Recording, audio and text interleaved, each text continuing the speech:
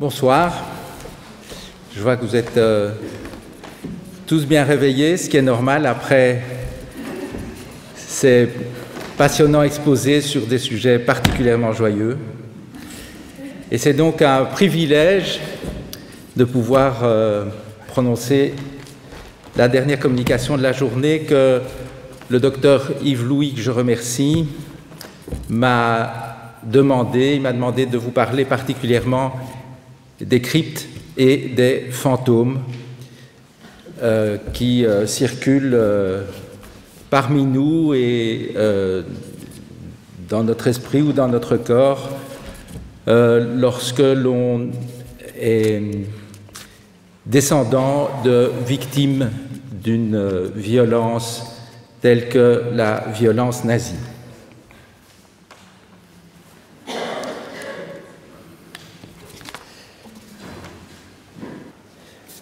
Alors pour commencer, je vais vous parler d'Hélène, que voici, ou plutôt la représentation qu'elle a osé faire d'elle-même il y a quelques jours, après une vingtaine d'années de psychothérapie selon un rythme d'une séance hebdomadaire.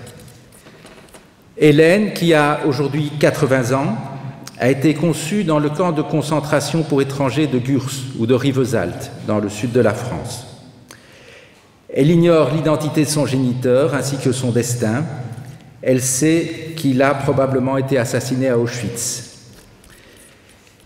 Libérée du camp peut-être en raison de sa grossesse, la future mère d'Hélène revient accoucher en Belgique en mai 1941. Elle paye un homme inconnu, mais doté d'un patronyme bien de chez nous, afin qu'il reconnaisse l'enfant et lui transmette ainsi un nom de famille qui ne risque pas de la signaler aux menaces des occupants antisémites. Elle ne reverra pas ce monsieur par la suite. Le prénom Hélène est également choisi à cette fin. Je vais vous parler d'Hélène van Pieperzeel ou quelque chose comme ça.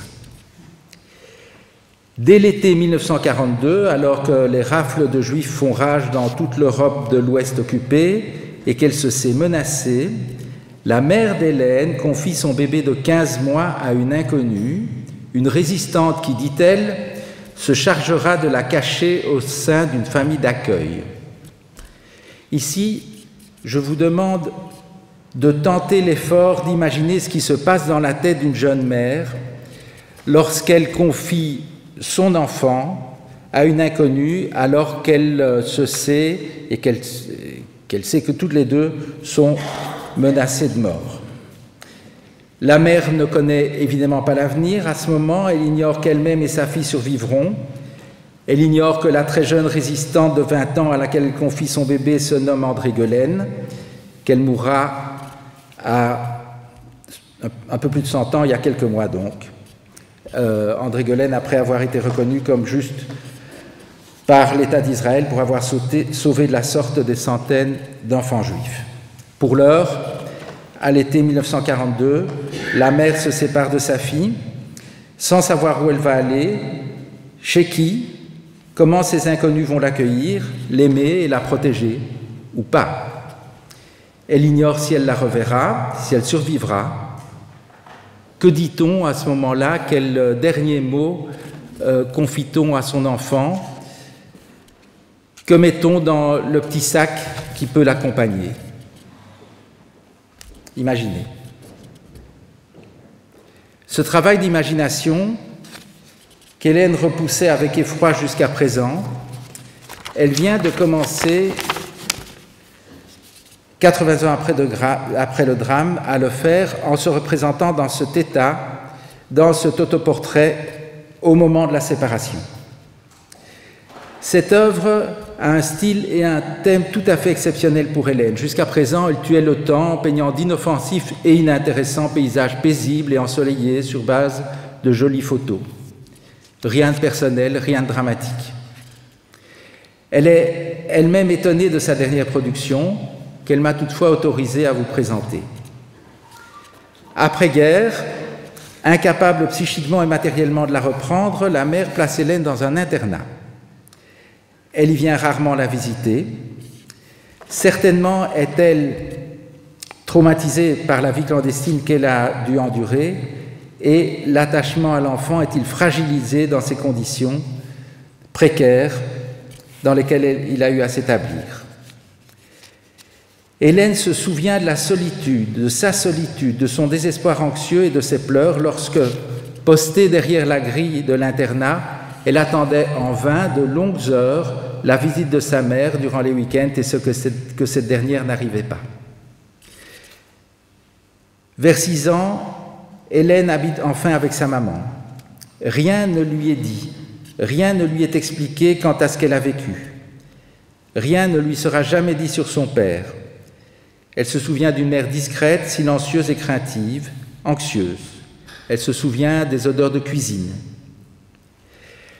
Hélène a 10 ans lorsqu'elle apprend fortuitement qu'elle est juive.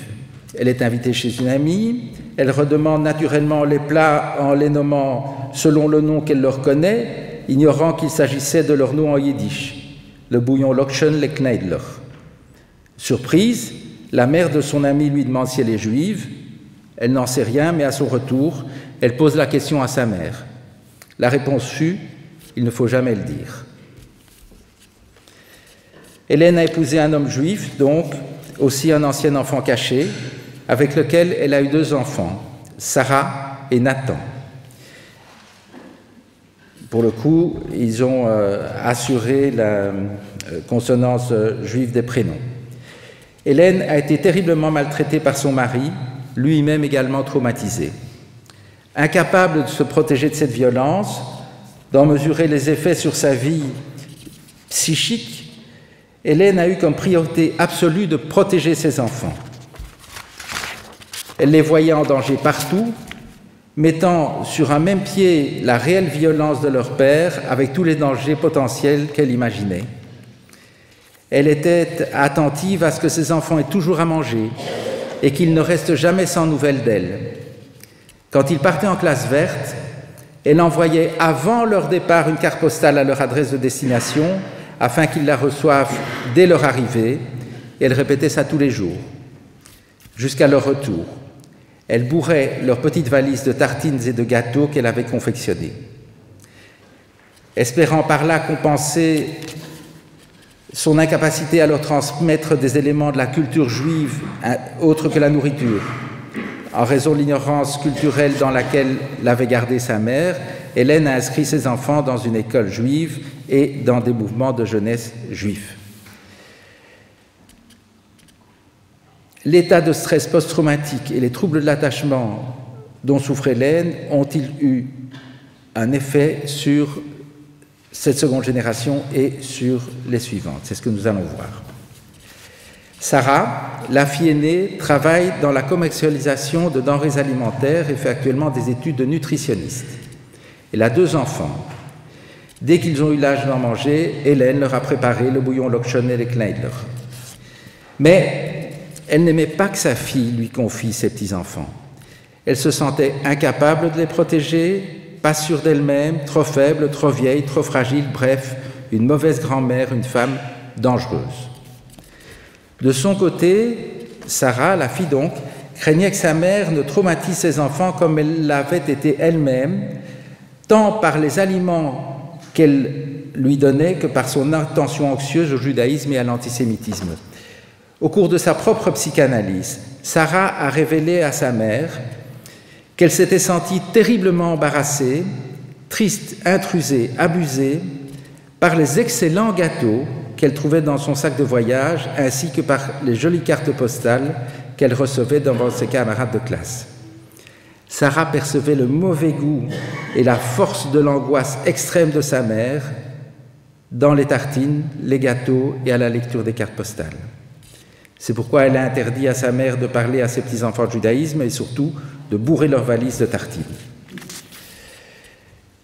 C'est avec angoisse que Sarah a vu ses enfants devenus adolescents, qui aiment beaucoup leur grand-mère et sa cuisine, la questionner sur son passé, la guerre, la clandestinité, leur grand-mère. Et à sa grande surprise, s'ils étaient affectés et peinés pour leur grand-mère, ils n'en étaient pas aussi déstabilisés qu'elle, la mère donc, l'avait été. De son côté, Hélène est très surprise de l'amour sans retenue que ses petits-enfants lui témoignent et de leur apparente confiance dans la vie. Le garçon, maintenant, qui s'appelle Nathan, est aujourd'hui un réputé professeur d'histoire spécialiste de la transmission de la mémoire et de la culture parmi les survivants du génocide des Indiens. Après ses études universitaires, durant une période longue de plusieurs années, Nathan a refusé tout contact avec sa mère, sans pouvoir exprimer verbalement aucune agressivité à son égard, craignant les troubles psychosomatiques graves dont il souffrait après chaque rencontre ou entretien téléphonique. Il a entrepris de longs et dangereux voyages dans les territoires indiens du nord du Canada, loin de toute autre civilisation. Cette situation d'éloignement a pris fin dans le décours également d'une psychanalyse, et aujourd'hui Hélène voit régulièrement son fils, lequel a aussi eu un enfant sur le tard, et ils aiment le bouillon Lokshen et les kneidlers qu'elle leur prépare. Alors maintenant, quelques notions théoriques sur le stress. Hélène a été conçue dans un climat de stress. Sa grossesse s'est développée dans un climat de stress, ainsi que sa petite enfance. Les éléments stressants qui rythment son existence sont la séparation d'avec sa mère, l'arrivée dans une famille d'accueil, le départ de cette famille d'accueil, l'arrivée dans un internat, le départ de l'internat, la violence de son mari et d'autres éléments dramatiques sans lien direct avec la Shoah. Si le stress aigu est caractérisé par une réaction physiologique neuroendocrinienne favorisant durant une période limitée un comportement adapté de fuite ou de défense face au danger, le stress chronique, par la poursuite des hypersécrétions de cortisol et de catécholamine, induit des troubles des apprentissages et de la mémoire.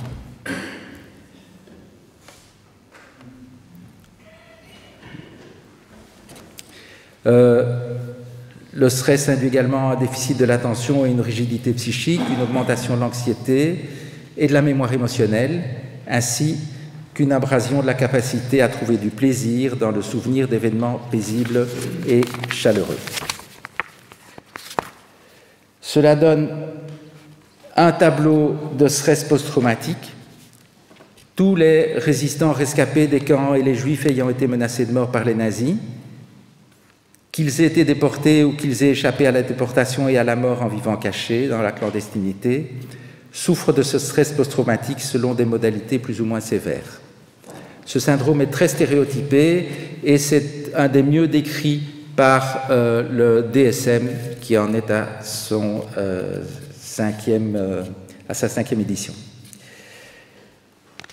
Les enfants de rescapés sont donc confrontés à des parents fragilisés, anxieux ou dépressifs, qui revivent constamment des événements terrifiants de la guerre sous forme de souvenirs, de flashbacks, de cauchemars, et qui présentent un sentiment de panique lors de toute rencontre avec un élément, même lointain, qui lie à l'événement traumatisant.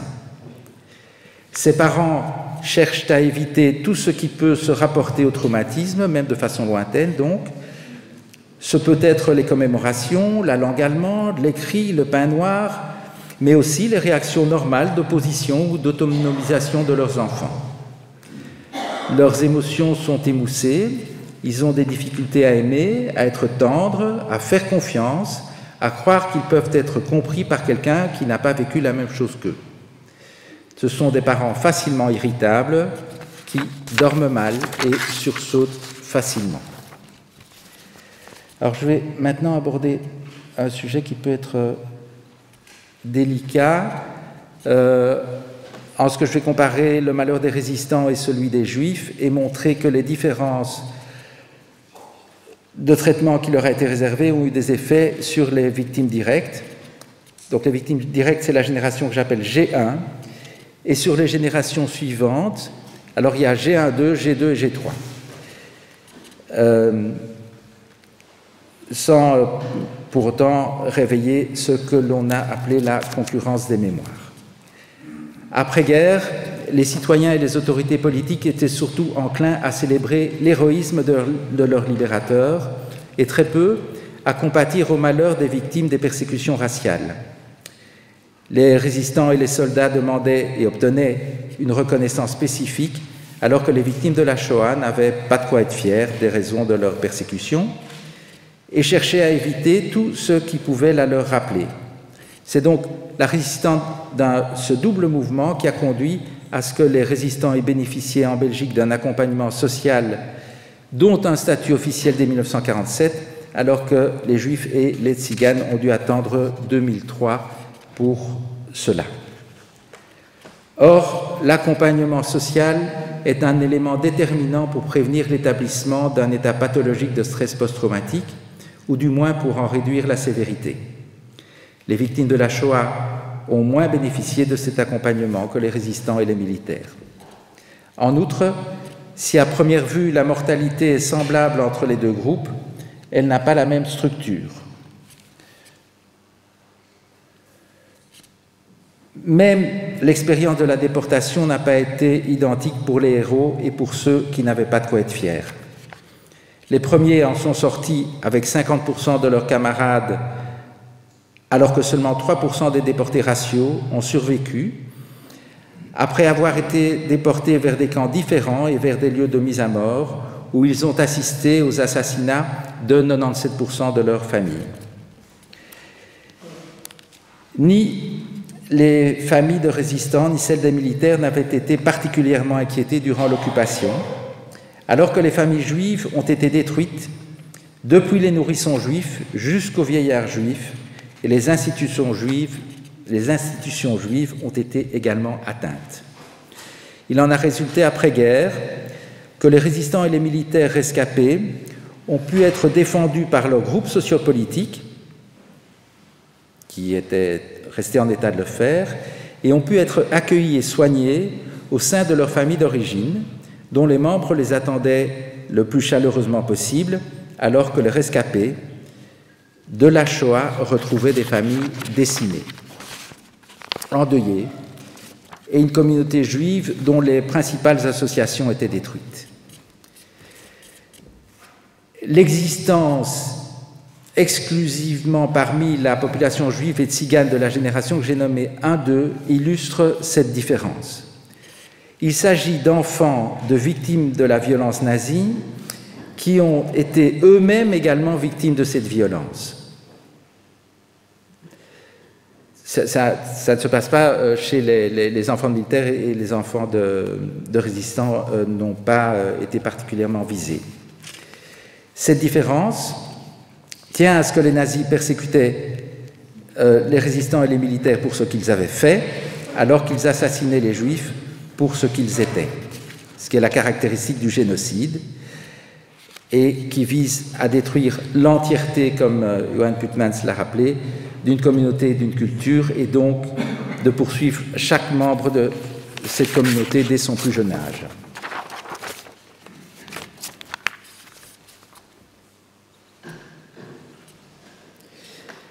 Hélène est une représentante de cette génération G1-2, donc elle a été elle-même menacée de mort et sa mère a été également menacée de mort. L'éducation et les soins prodigués à la génération G1-2 ont été assurés par des adultes eux-mêmes fragilisés. Ces enfants ont développé des comportements adaptés à l'état de leurs parents.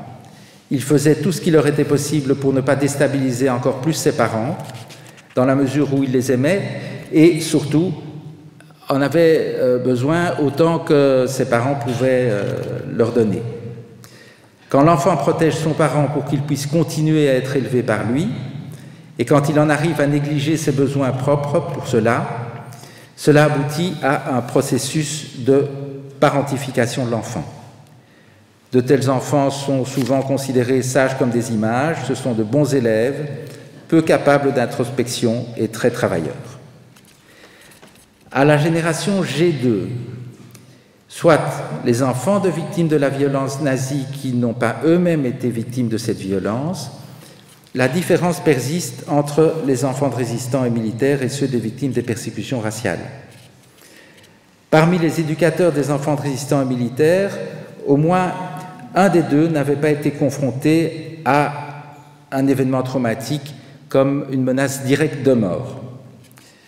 Souvent, il s'agissait de la mère qui était en capacité de donner une éducation suffisamment bonne à l'enfant et à le protéger des angoisses déstructurantes et facilement contagieuses du parent traumatisé.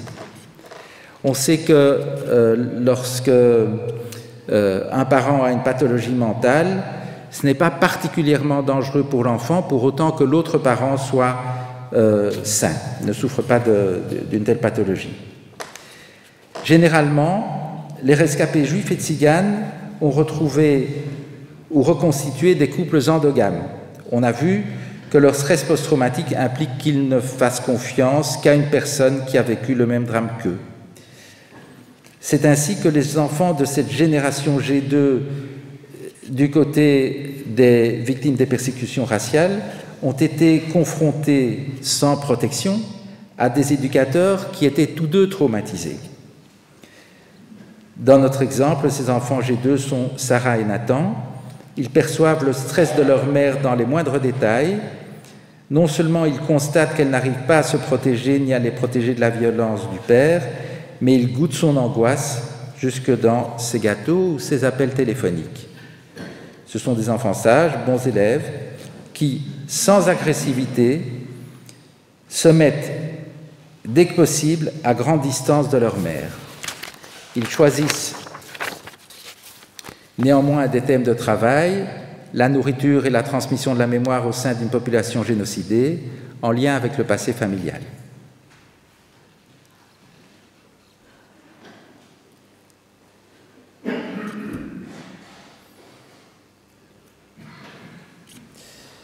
Sarah et Nathan sont vraisemblablement porteurs de fantômes.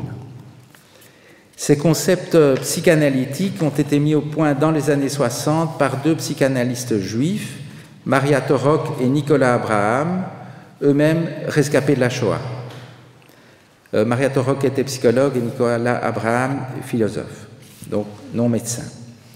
Il s'agit de phénomènes psychiques qui surviennent chez des personnes dont les ancêtres, parents directs ou plus éloignés, ont été confrontés à un événement traumatique qui n'a pas pu faire l'objet d'un deuil normal en raison de l'intensité de la perte subie ou parce qu'il est associé à une grande honte. Lors d'un deuil normal, le sujet présente d'emblée un état de sidération, l'écoulement de son temps s'est temporairement arrêté et progressivement, grâce à son entourage et grâce au rituel de deuil qui se produisent à ce moment, les liens qui le liaient à l'objet perdu sont transformés, associés à de nouveaux événements et finalement incorporés sous forme de souvenirs dans leur psychisme qui se remet progressivement en marche à ce moment-là. C'est ce qu'on appelle le travail d'introjection du deuil. Si, comme pour les rescapés des persécutions raciales, les rituels de deuil ne sont pas réalisés et que les discours au sujet des morts ne sont pas portés socialement ou même interdits dans l'intimité familiale, ce travail d'introjection sera bloqué et le deuil normal deviendra impossible. Ces personnes vont vivre dès lors avec des affects indéfiniment endeuillés qui persisteront tels quels, enfouis dans une zone particulière de leur personnalité. Cette zone, Abraham et Torok l'ont appelée la crypte. Et ça peut être une solution efficace, pour autant qu'aucun nouvel élément inattendu comme un silence, un anniversaire, un enfant qui pleure, un adolescent en révolte, un éloignement pour un voyage scolaire, un bombardement en Ukraine, un tag antisémite, un contrôleur de train, ne viennent réveiller ces anciens affects.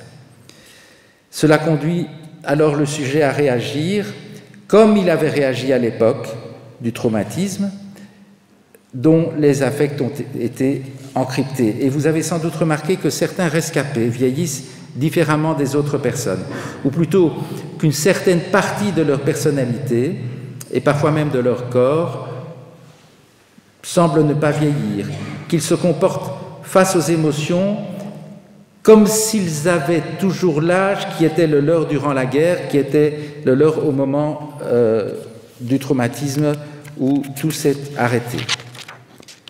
À 80 ans, Certains restent tels les fougueux adolescents qu'ils étaient durant la guerre, alors que ceux qui ont été cachés plus jeunes sont toujours des petits-enfants manquant de sécurité et de confiance en eux. Et c'est vraisemblablement pour cette raison que les enfants cachés ont choisi de se nommer enfants cachés et non anciens enfants cachés. Ils se vivent toujours comme des enfants. Certains conservent, comme au premier jour, le vif espoir du retour de leurs parents. Lorsque les porteurs de cryptes, soit G1 et G1-2 dans notre nomenclature, ont des enfants, donc la génération G2, ceux-ci peuvent être affectés de ce que Nicolas Abraham a qualifié de fantôme. C'est un phénomène psychique inconscient pour celui qui en est affecté, qui le conduit à se comporter comme si un autre que lui-même se manifestait au travers de lui pour faire face maladroitement à une situation perçue de façon peu réaliste. Le porteur de fantômes peut être envahi d'une peur sans lien avec sa propre réalité du moment, se passionner pour des sujets apparemment incongrus pour lui et très généralement vivre des perturbations de la relation parent-enfant. La fragilité psychique que le fantôme entraîne chez lui rend ce dernier plus traumatisable.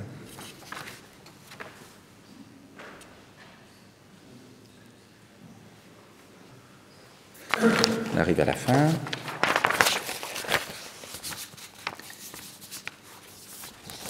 Donc, quels sont les substrats biologiques? En mettant, comme souvent dans ces cas-là, des rares contributions, on a trouvé un modèle expérimental et une explication biologique à ces concepts psychanalytiques. Dans un premier temps, on a terrifié un groupe de rats en leur faisant subir des décharges électriques associées à un éclairage de leur cage, alors que l'autre groupe était également éclairé mais épargné par l'électricité. Dans un second temps, on a constaté que les jeunes rats, donc G2, ceux dont les parents avaient été terrifiés, manifestent des signes de stress lorsqu'on les soumet à un éclairage de leur cage, sans toutefois les électrifier, alors que ceux dont les parents n'avaient pas été martyrisés lors de l'éclairage restaient paisibles. Et dans un troisième temps, on a enfin constaté que cette irritabilité transmise pouvait être réduite si les jeunes rats irritables étaient élevés et léchés par des parents paisibles. Au plan biologique, on a montré que les gènes des rats traumatisés présentent une disposition spatiale et des liaisons des protéines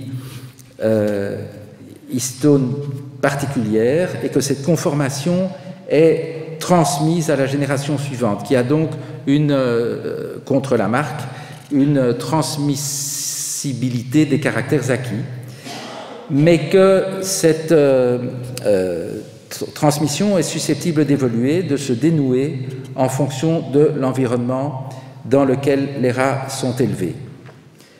Et nous avons vu que les enfants de Sarah et de Nathan ne sont pas effrayés par l'angoisse de leur grand-mère, ni ne sont inquiets de sa fragilité au point qu'à la différence de leurs parents, ils osent la questionner sur son passé traumatique sans crainte de la faire pleurer ou de la perdre. Et c'est ce qui caractérise cette troisième génération, et sans doute les suivantes à venir, c'est que ces membres peuvent compter sur des parents qui n'ont pas été directement victimes de traumatisme. Ces jeunes G3 ne montrent pas de signes de parentification ni de volonté de s'éloigner de leurs parents. En règle générale, les parents paraissent à leurs enfants suffisamment solides pour pouvoir être normalement bousculés sans risquer qu'ils ne s'écroulent et ne leur manquent. Et donc ça permet de conclure sur ces deux observations qui ouvrent à des perspectives plus optimistes. 1. Les effets d'un événement traumatique s'atténuent en 3 générations. 2. Il est possible de prévenir et de traiter la transmission transgénérationnelle des effets d'un traumatisme par un traitement qui agit sur l'environnement éducatif et affectif des sujets. Et enfin, pour aller plus loin, venir après qui est une compilation d'interviews d'enfants de rescapés Papy était-il un héros? Et enfin, mon préféré, l'autobiographie de Michel Kichka qui raconte son histoire d'enfant de deuxième génération, fils d'un rescapé d'Auschwitz. Je vous remercie.